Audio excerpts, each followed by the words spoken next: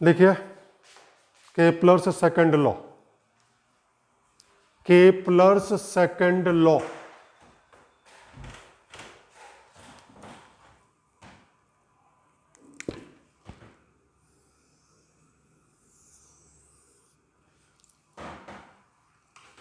ये सन है और ये प्लेनेट। केपलर सेकंड लॉ कहता है कि सन और प्लेनेट को मिलाने वाली लाइन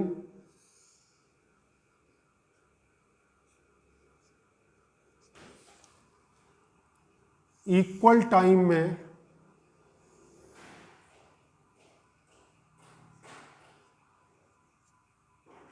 इक्वल एरिया स्वीप करती है।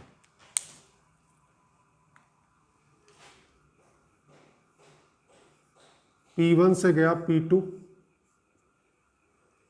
Time delta T, area delta A। P3 से गया P4, अगर यहाँ भी टाइम डेल्टा T है तो यहाँ भी एरिया डेल्टा A होगा। इसे लिखते हैं delta A upon delta T। इसे नाम दिया गया areal velocity. Areal velocity constant होती है। तो सेकंड लॉ क्या है कि प्लैनेट सन के चारों तरफ इस तरीके से मूव करता है कि सन और प्लैनेट को मिलाने वाली लाइन इक्वल टाइम में इक्वल एरिया स्वीप करती है। इक्वल टाइम में इक्वल एरिया स्वीप करती है। कौन? सन और प्लैनेट को मिलाने वाली लाइन। यानी क्या चीज कांस्टेंट होती है? Areal velocity. अब एक चीज आप समझ सकते हैं कि ये डिस्टेंस कम है, ये डिस्टेंस ज़्यादा है, तो यहाँ पे सेम एरिया के लिए ज़्यादा चलना पड़ेगा, यहाँ कम चलना पड़ेगा। इसका मतलब है सन से जब प्लेनेट की डिस्टेंस ज़्यादा होती है तब वो धीमे मूव करता है, और जब वो सन के क्लोजर होता है तो उसकी स्पीड ज़्यादा हो जाती है। लिखें, planets revolve around the sun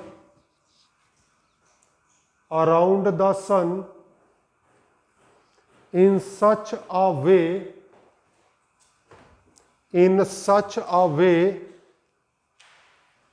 that the line joining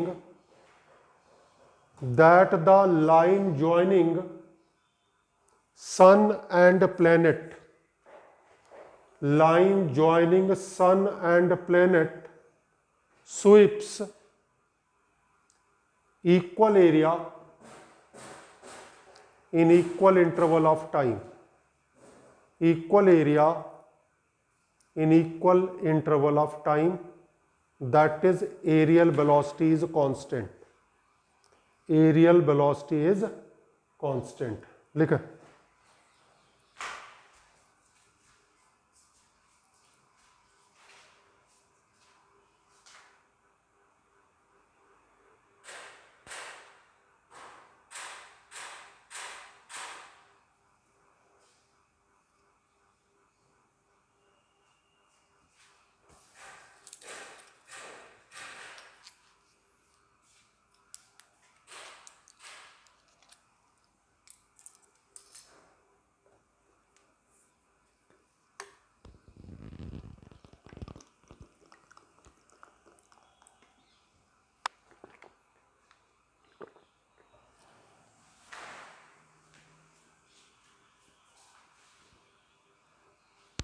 अब एक क्वेश्चन पूछा जाता है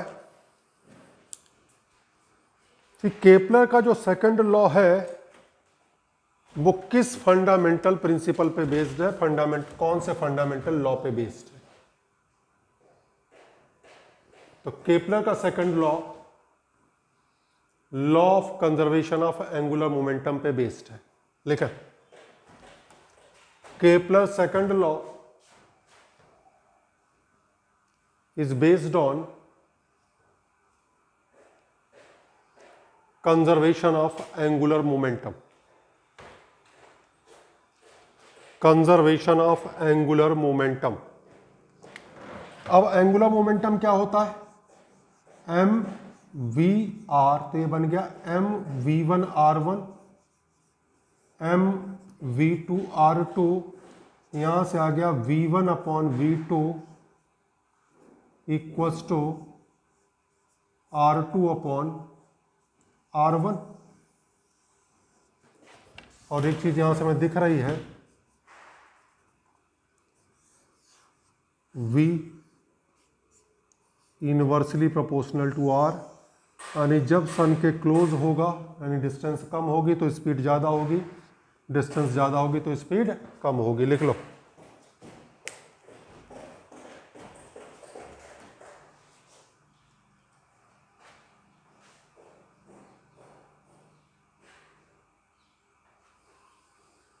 लिखा? Speed of a planet is greater, speed of a planet is greater when it is nearer to the sun, when it is nearer to the sun and vice versa।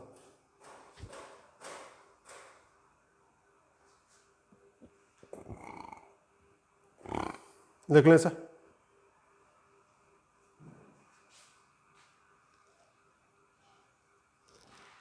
Third law, third law time period के बारे में है। जितनी देर में एक चक्कर पूरा होता है उसे टाइम पीरियड कहते हैं। तो उसने कहा टाइम पीरियड का स्क्वायर डायरेक्टली प्रोपोर्शनल होता है ए क्यूब के। ए क्या है? Semi major axis. लिखा? The square of time period of square of time period of planet around sun is directly proportional to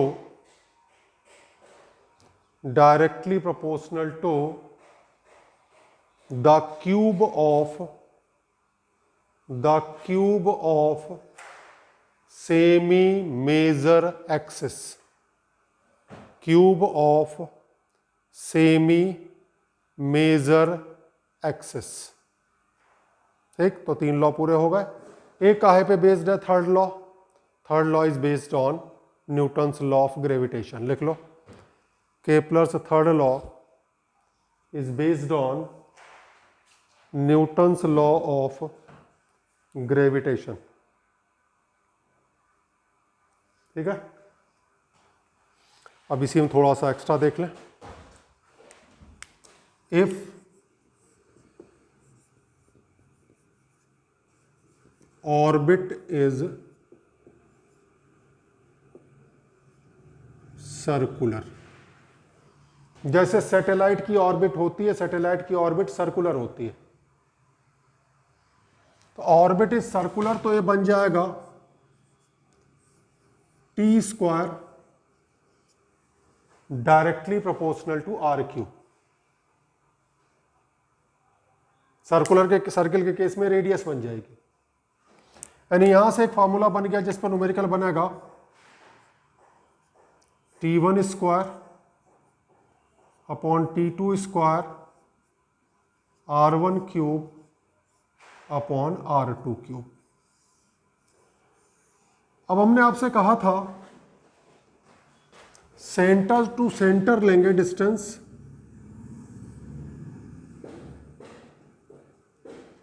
तो मान लिया अगर कोई सैटेलाइट आर्टिफिशियल सैटेलाइट की बात हो रही है, नेचुरल सैटेलाइट मून की बात नहीं हो रही। मून के तो रेडियस काफ़ी है, वो उसकी रेडियस भी ऐड करी जाएगी। एच हाइट पे मान लिया घूम रहा है, तो आर की वैल्यू एच नहीं होगी, आर की वैल्यू होगी आर प्लस एच, यहीं से बन जाएगा T1 square upon T2 square equals to r plus H1, दो सैटेलाइट को कंपेयर कर रहे हैं, का क्यूब आर प्लस H2 का क्यूब।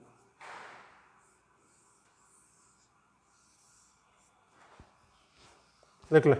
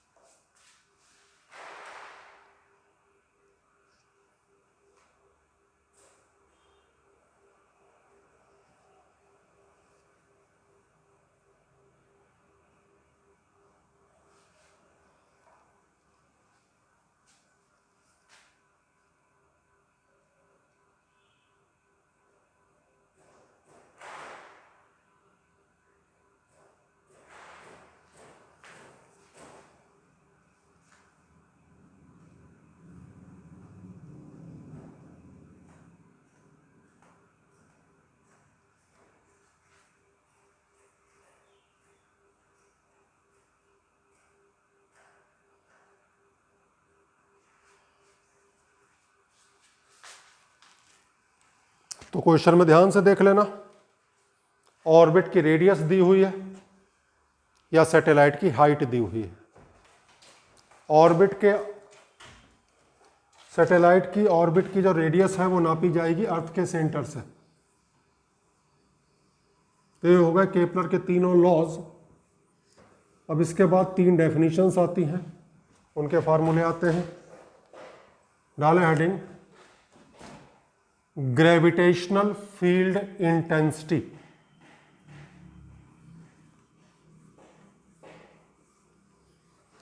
ग्रेविटेशनल फील्ड इंटेंसिटी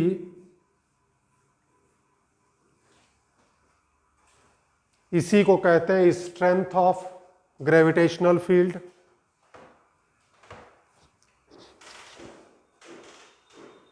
इसी को कहते हैं इंटेंसिटी ऑफ ग्रेविटेशनल फील्ड। तो gravitational field intensity, gravitational field intensity denoted by E। कैसे डिफाइन करेंगे? मान लिया एक बॉडी है,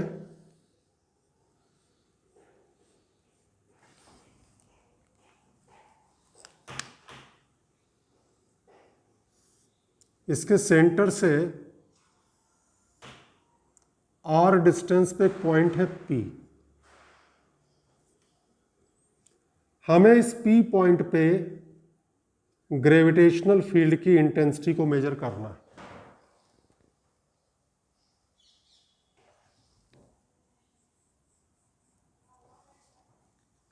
तो हम क्या करेंगे? अरे हम करेंगे कुछ नहीं, डेफिनेशन है, कैसे डिफाइन करेंगे। हम इस पॉइंट P पे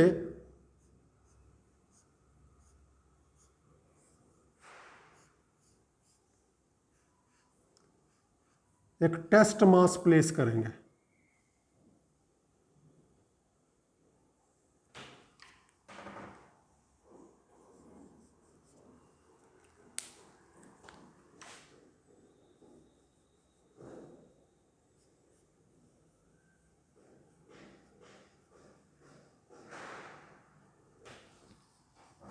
इस तरह से लिखा जाता है mathematical language, m not tending to 0, यानी टेस्ट मास बहुत ही छोटा है। हमने इसे फील्ड को टेस्ट करने के लिए रखा है, क्योंकि अगर इसका टेस्ट मास बहुत छोटा नहीं होगा तो यहाँ पे दो फील्ड हो जाएंगी। हमें फील्ड यहाँ किसकी मेजर करनी है? इस m की। ये टेस्ट मास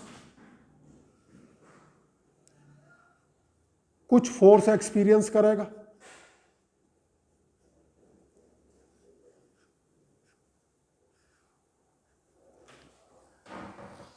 अब अगर इस फोर्स को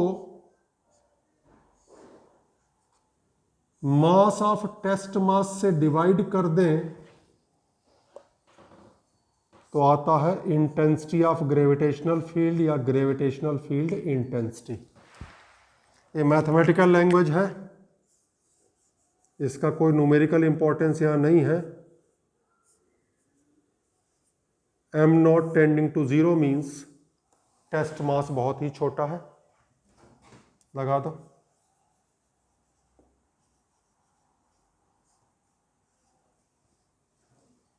फोर्स का formula G m1 m2 upon r square divided by m not. m not से m नॉट कैंसिल हो गया, m नॉट जब हट गया तो लिमिट हट जाएगी अपने आप, और E इक्वल्स टू आ गया Gm अपॉन r स्क्वायर। ऐसा ही formula acceleration due to gravity का था। और अगर ध्यान से आप देखें तो एक्सेलरेशन ही तो है, फोर्स अपॉन मास क्या होता है? एक्सेलरेशन होता है। क्या यूनिट हुआ?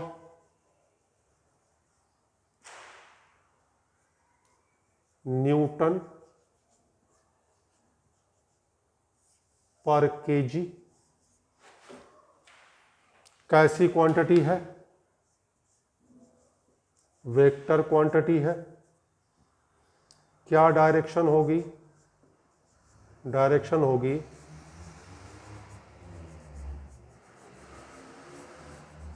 Towards the body.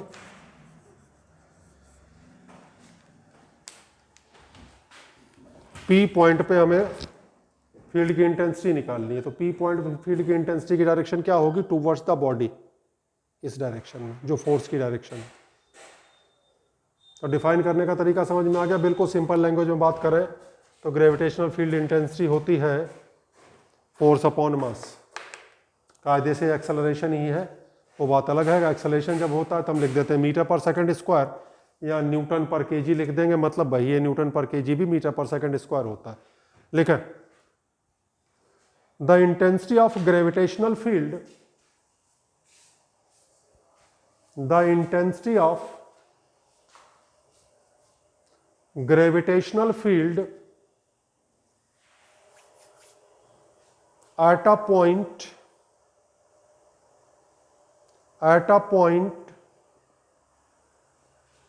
may be defined as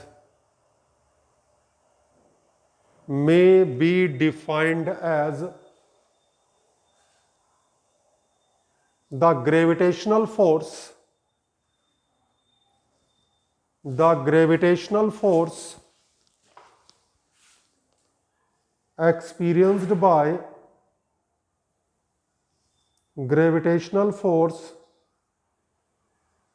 experienced by a test mass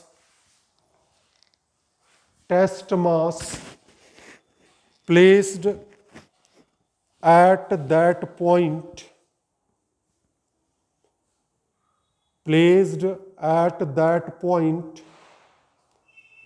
divided by mass of test mass। बाकी ये लिख ही दिया है कि इसका यूनिट क्या है, क्वांटिटी वेक्टर है, डायरेक्शन टुवर्ड्स द बॉडी है, इसे लिख लें।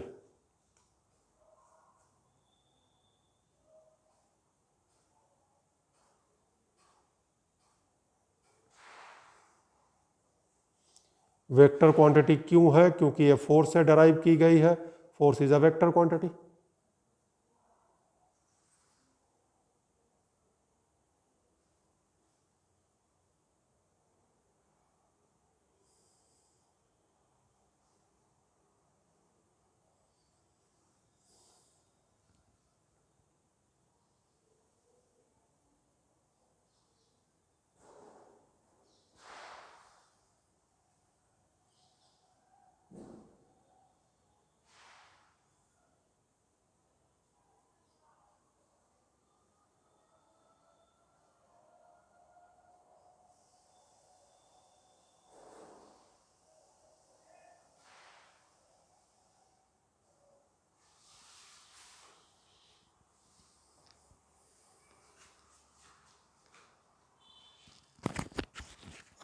नेक्स्ट लिखिए ग्रेविटेशनल पोटेंशियल।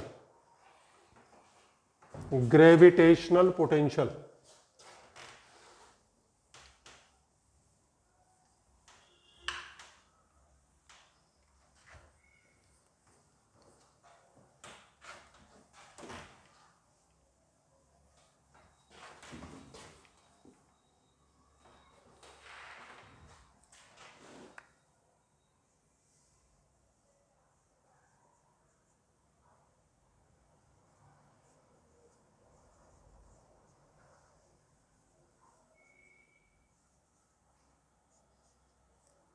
ग्रेविटेशनल पोटेंशियल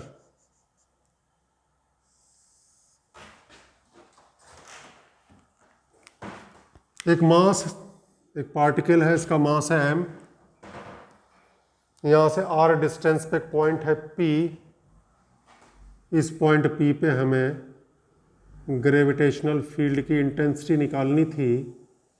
तो हमने क्या करा, यहाँ एक टेस्ट मास रख दिया, टेस्ट मास रख दिया, उस टेस्ट मास पे हमने फोर्स निकाल लिया, फोर्स को मास ऑफ टेस्ट मास से डिवाइड कर दिया। अब हमें क्या निकालना है, ग्रेविटेशनल पोटेंशियल। तो ग्रेविटेशनल पोटेंशियल को कैसे डिफाइन करते हैं,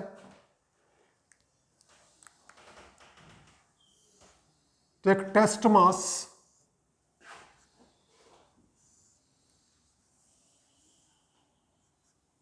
m नॉट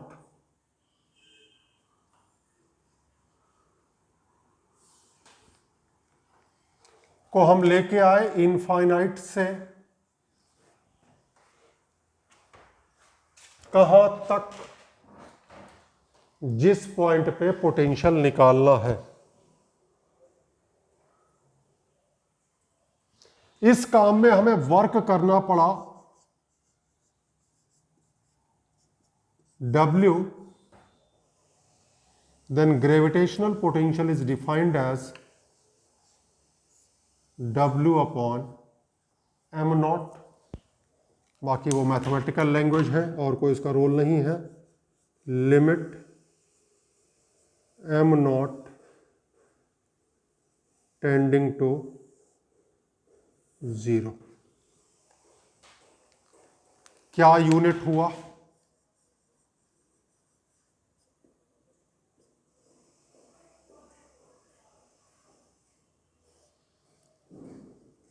जूल पर केजी। कैसी क्वांटिटी हुई, स्केलर, क्योंकि वर्क एक स्केलर क्वांटिटी है।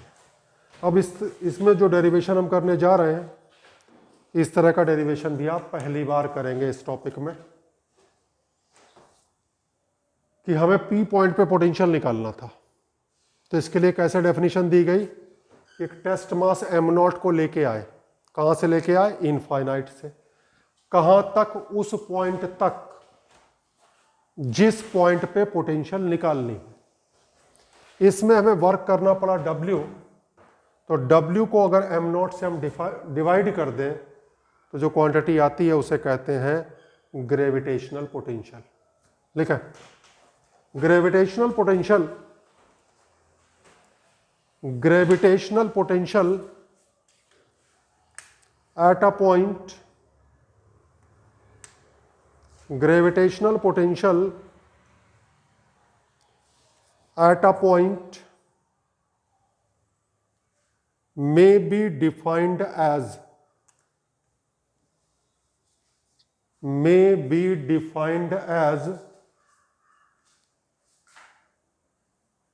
the work done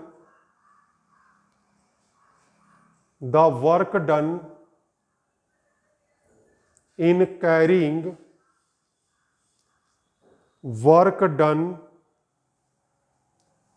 carrying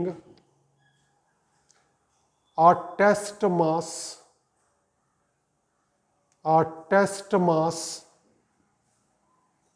from infinite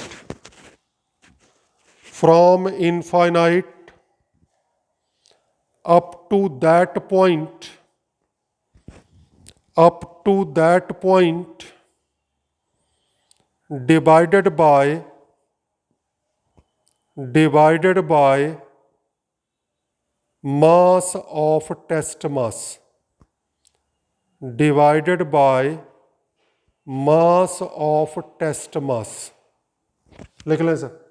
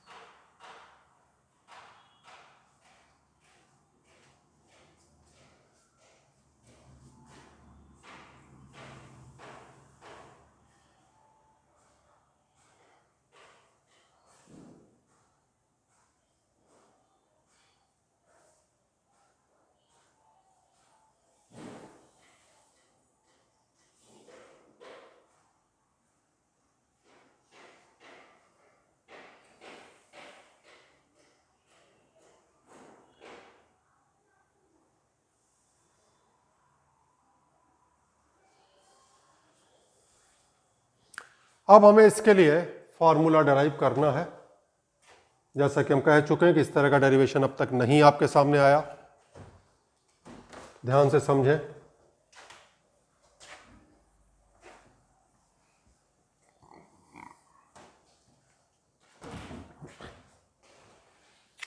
हम इसे इनफाइनाइट से लेके आ रहे थे,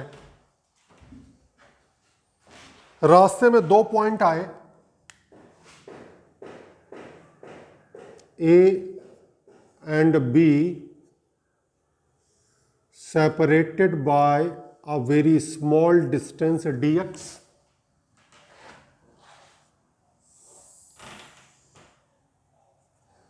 at a distance x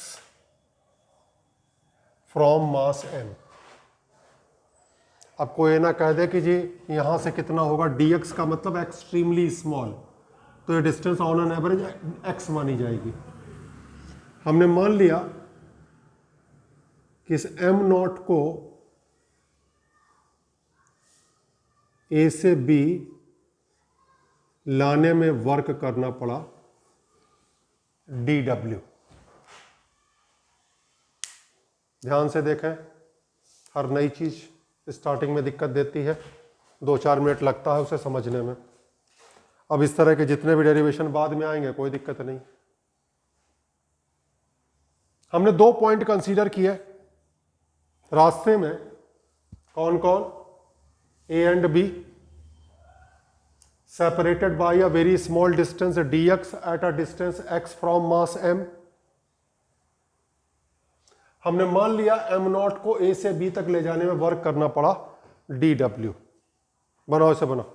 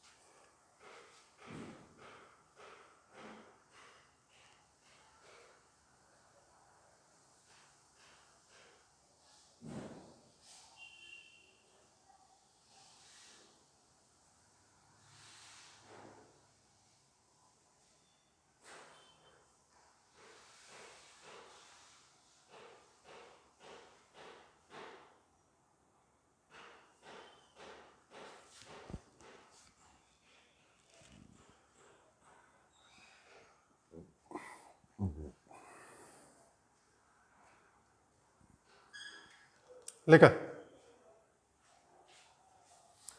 considering 2 points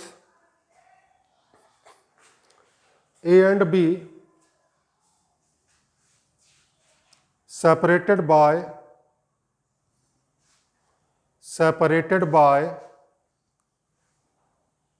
a very small distance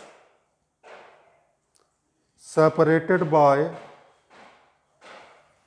a very small distance dx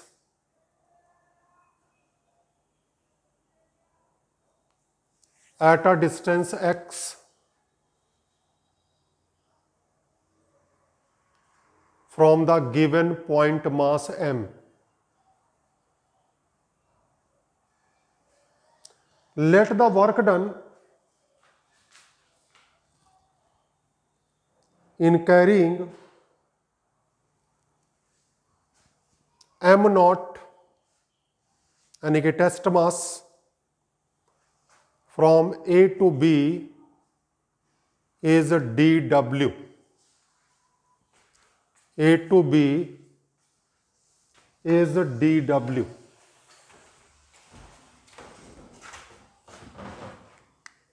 तो देखो जी, work equals to force into displacement F D X. G m1 m2 upon are square की जगह x square dx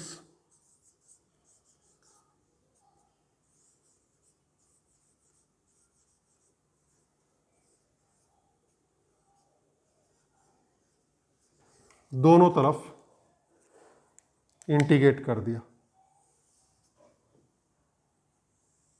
x की limit रखनी है, तो कहां से लेके चले थे? इनफाइनाइट से. और कहां तक लेकर आना है? r डिस्टेंस तक, यहां तक लाना है. तो यहां से पहले इनिशियल डिस्टेंस क्या थी? इनफाइनाइट. और यहां से फाइनल डिस्टेंस क्या है? r. dw का w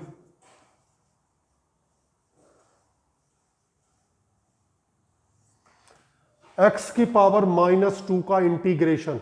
एक पावर बढ़ाना है, बढ़ी हुई पावर से डिवाइड करना है. -2 है, एक पावर बढ़ा दी -1 डिवाइडेड बाई -1 इनफाइनाइट से r तक.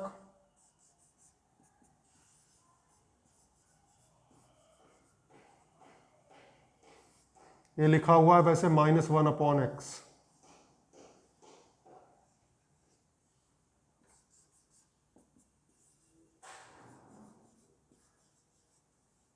Upper limit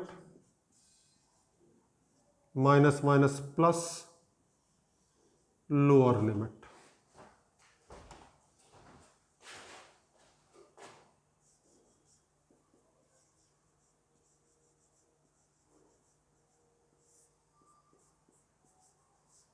one upon infinite is 0.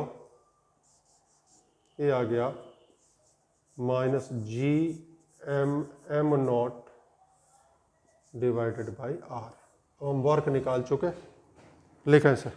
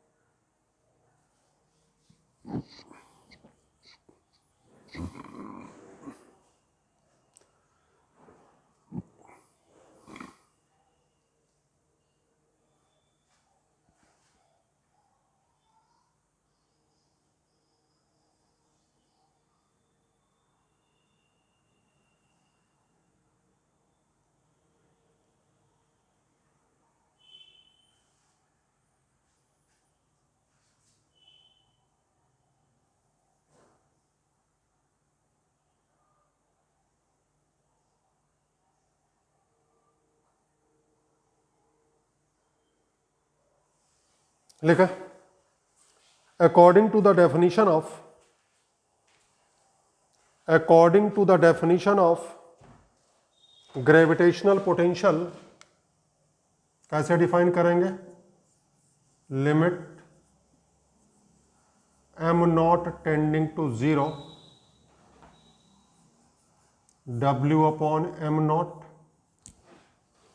m not cancel हो जाएगा और ग्रेविटेशनल पोटेंशियल का फॉर्मूला आ गया माइनस gm अपॉन r। तो फार्मूला देखो जी, फील्ड का क्या था? gm upon are square. Potential का क्या है? Minus gm upon are.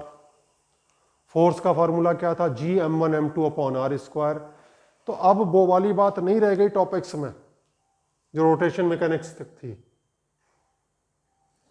अब इन टॉपिक्स का लिमिटेड स्कोप है, बहुत ज़्यादा वैरायटी नहीं है, फार्मूले याद करना आसान है, किसमें कौन सा फार्मूला लगेगा एक क्लियर हो जाता है।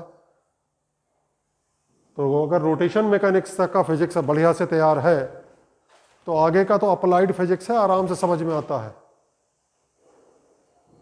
तो फार्मूला क्या है? Minus gm upon r. लिख लो।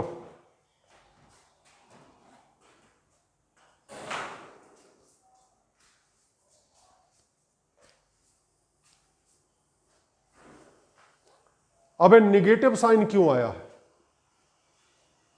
तो निगेटिव साइन इसलिए आया है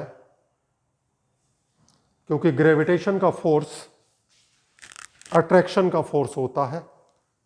इसमें दो चीजें पास में अपने आप आ जाती हैं, उन्हें लाना नहीं पड़ता, इसलिए ग्रेविटेशनल पोटेंशियल निगेटिव है। तो लिख लो जी, gravitational potential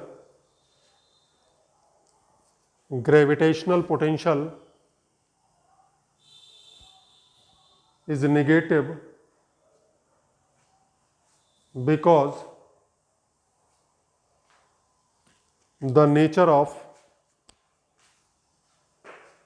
gravitational force is attractive. Nature of gravitational force is attractive. तो ग्रेविटेशनल फोर्स का नेचर अट्रैक्टिव है, तो ग्रेविटेशनल पोटेंशियल हमेशा नेगेटिव होती है। जब आप क्लास 12th में पहुंचेंगे तो जो चीजें भी पढ़ा रहा हूं बिल्कुल सारी की सारी आइडेंटिकल चीजें होंगी पहले टॉपिक में। जैसे यहां न्यूटन्स लॉ ऑफ ग्रेविटेशन है, वहां कूलम्स लॉ होगा। m1 m2 upon are square की जगह q1 q2 upon are square, लेकिन एक डिफरेंस चलेगा और वो डिफरेंस स्टार्टिंग में बता चुके हैं।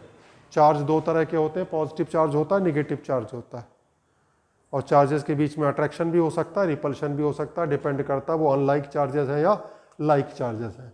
तो जैसे यहाँ ग्रेविटेशनल पोटेंशियल आया है वैसे वहां पे इलेक्ट्रिक पोटेंशियल आएगा, और इलेक्ट्रिक पोटेंशियल हमेशा नेगेटिव नहीं होता। इलेक्ट्रिक पोटेंशियल नेगेटिव भी हो सकता है, पॉजिटिव भी हो सकता है, क्योंकि इलेक्ट्रोस्टैटिक फोर्स रिपल्शन का भी हो सकता है और अट्रैक्शन का भी हो सकता है। तो ऐसे फोर्सेस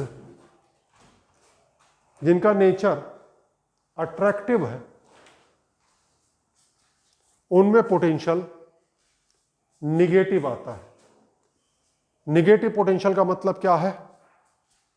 वर्क करना नहीं पड़ा, सिस्टम ने अपने आप वर्क किया, क्योंकि इनके बीच में जो फोर्स है वो अट्रैक्शन का फोर्स है, और अगर दो चीज़ों के बीच में अट्रैक्शन का फोर्स है तो उन्हें पास लाने के लिए वर्क नहीं करना पड़ेगा, वर्क करना पड़ेगा उन्हें दूर ले जाने के लिए। तो अब तक हमने आपको कवर किया है न्यूटन्स लॉ ऑफ ग्रेविटेशन,